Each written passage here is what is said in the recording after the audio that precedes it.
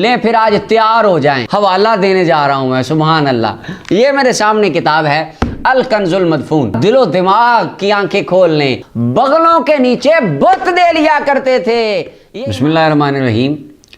رفع دین ایک فروعی سے مسئلہ ہے، تو لیکن کچھ لوگوں نے اس کے اوپر بڑا طوفان برپا کر کے اس کو قبر حشر اور جنت کا مسئلہ بنایا ہوا ہے۔ تو اس کے اوپر بڑی دیر سے ایک ڈیبیٹ چل رہی ہے سوشل میڈیا کے اوپر، یہ دیگر۔ تو اب ایک نیا فرقہ جہلمیون کے پریزیڈنٹ وہ کہتے ہیں دنیا کی کسی کتاب میں دکھا دو کہ یہ کہاں لکھا ہے رفع دین شروع ہوا تھا کہ وہ بغلوں میں بت رکھ کے آتے تھے۔ یہ بغلوں میں بت رکھنے والی بات دنیا کی کسی کتاب میں دکھا دو۔ بچپن سے انہوں نے حنفیوں نے یہ نہیں رٹوایا ہوا تھا کہ بت رکھ کے آتے تھے رفع دین ہوتا تھا۔ ہمارے ماں باپ کو کون گمراہ کرتا رہا شیطانی شکل میں آ کے؟ آپ کے بزرگان دین۔ یہ کون پڑھا گیا تھا پھر؟ ان پیچھے ہٹ گئے، نہیں ہم نے تو کبھی یہ بات ہی نہیں کی۔ تو اس کے بارے میں بہت سارے دوست مجھے کہتے تھے کہ اس کا حوالہ دیں، کہاں لکھی ہے۔ اس کے اوپر میں 2 مرتبہ پہلے بھی بات کر چکا ہوں۔ سب سے پہلے تو بات ہے کہ کسی حدیث کی کتاب میں یہ روایت نبی کریم صلی اللہ علیہ وسلم نے نہیں فرمایا۔ ایسی بات 14 صدیوں میں کسی محدث نے اس بات کو نبی صلی اللہ علیہ وسلم کی طرف منسوب نہیں کیا کہ رسول اللہ نے یہ فرمایا ہے۔ حضرت امام ابو حنیفہ، مالک، شافعی، احمد بن حنبل رحمہ اللہ علیہ مجمعین، ان میں سے کسی کے فالوور نے یہ نہیں کہا کہ یہ نبی صلی اللہ علیہ وسلم نے بات فرمائی۔ اور مزے والی بات، رفع دین نہ کرنے والے حنفی علماء 14 صدیوں میں ان میں سے بھی کسی ایک بندے نے اپنی کتاب میں اس بات کو نہیں لکھا کہ رفع دین شروع ہونے کی وجہ یہ تھی۔ ہے صحیح لکھا ہے کہ یہ حوالہ دے دیں، کہاں پہ لکھا ہے رفع دین رکھ کے آتے تھے، لیں پھر آج تیار ہو جائیں۔ اچھا، اللہ تعالیٰ میری اس گفتگو کو ایک مصلحانہ بنائے، میں کوئی جواب یا للکارنے نہیں لگا یا مناظرے کا آپ سمجھے میں چیلنج، ایسی بات نہیں۔ اللہ اس کو ہدایت کا باعث بنائے، اللہ میں سمجھنے کی توفیق دے۔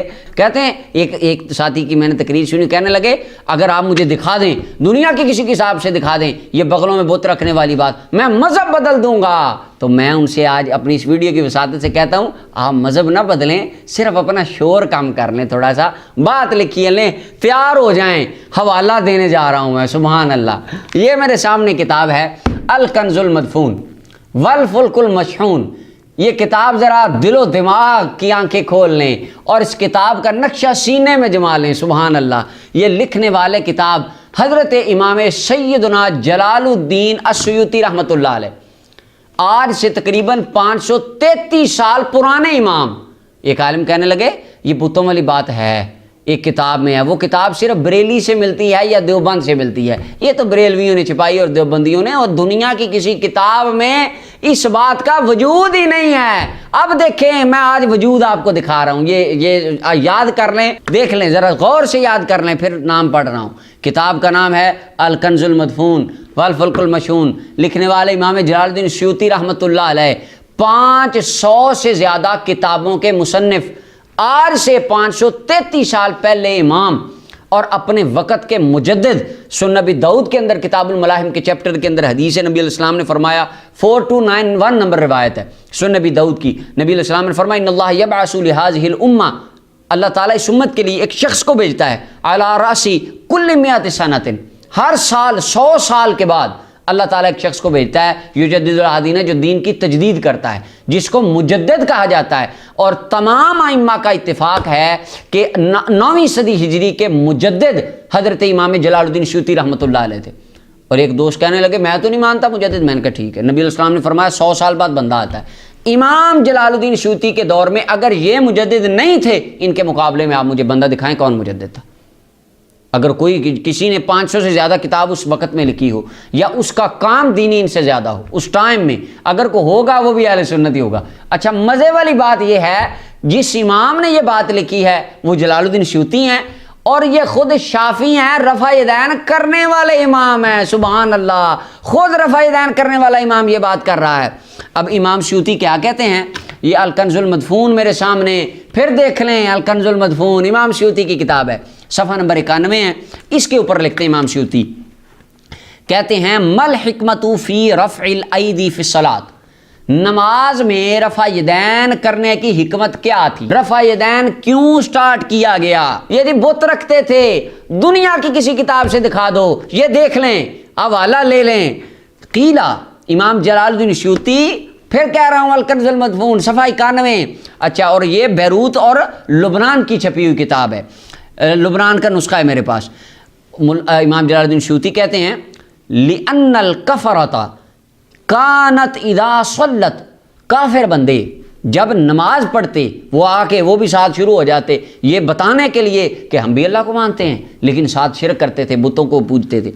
كَانَتْ اِذَا صَلَّتْ حَمَلَتْ أَصْنَامَهَا تَحْتَ آبَاتِهَا، بغلوں کے نیچے بت دے لیا کرتے تھے. یہ امام سیوطی کہہ رہے ہیں رفع یدین اس وجہ سے شروع ہوا. فشرع رفع الیدین، رفع یدین کو شروع کیا گیا. تبرأ من فعلہم وآلہتہم التی کانوا یعبدونہا، ان کے معبودان باطلہ کی نفی کرنے کے لیے اور ان کے اس کام سے برات کے لیے بار بار نماز میں رفع یدین شروع کیا گیا تاکہ ان کے بت گر کے ٹوٹ جائیں. میں نہیں کہہ رہا، امام جلال الدین سیوطی کہہ رہے ہیں، یہ سیوطی کا قول ہے، امام جلال الدین رحمۃ اللہ لکھ رہے ہیں. اچھا ایک دوست کہنے لگے پہلی رکعت میں اللہ اکبر کہتے تھے وہ تو تب ہی گر جاتے تھے، تو باقی رفع یدین کیوں ہوتا تھا؟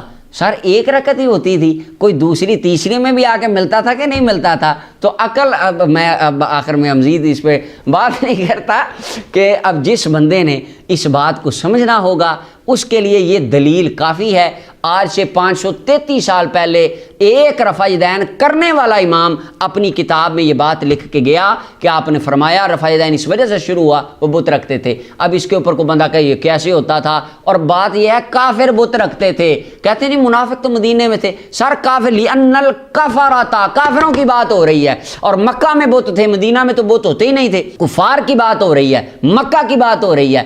اچھا یہ بات حنفیوں نے نہیں لکھی، یہ بات بریلی سے امام رضا خان صاحب رحمۃ اللہ نے لکھی، یہ کسی اور نے نہیں لکھی. ایک رفع یدین کرنے والا امام شافعی کا فالوور اپنی کتاب الکنز المدفون صفحہ 91 کے اوپر یہ بات خود لکھ کے گئے ہیں کہ رفع یدین سٹارٹ اس وجہ سے ہوا تھا وہ بت رکھتے تھے. اگر کسی نے سمجھنا ہو اس کے لیے یہ بات کافی ہے. اگر لڑائی کرنی ہو جس نے نہیں ماننا اس نے یہ بات دیکھ کے کتاب پڑھ کے ہاتھ لگا کے بھی نہیں ماننا. سورہ اسراء اگر قرآن کریم کے اندر ہم پڑھیں اور 15واں 16واں پارہ قرآن کریم کا اگر ہم تلاوت کریں تو اس کے اندر نبی کریم صلی اللہ علیہ وسلم سے کافر آ کے کہتے تھے کہ اے نبی یہاں پہ ایک سیڑھی آئے، آپ اس پہ چڑھ کے اوپر جائیں، کتاب لائیں، پھر ہم ہاتھ لگا کے دیکھیں گے، پھر دیکھیں گے ہم نے کلمہ پڑھنا ہے کہ نہیں پڑھنا. تو لوگ خواہش دیکھیں حوالہ دکھائیں، حوالہ دکھا دیا، پھر کہیں گے سند دکھائیں، سند دکھا دی، پھر کہیں گے ہمارے پاس کتاب لائیں، ہم اوپر سے پڑھ کے دیکھیں گے، اور اس کے بعد بھی شاید دل کرے مانیں گے نہ مانیں گے. کفار مکہ بھی اسی طرح کرتے ہوتے تھے. تو منوانے کی کسی کے پاس کوئی دلیل نہیں. اللہ تعالی ہم سب کو سمجھنے کی توفیق عطا فرمائے.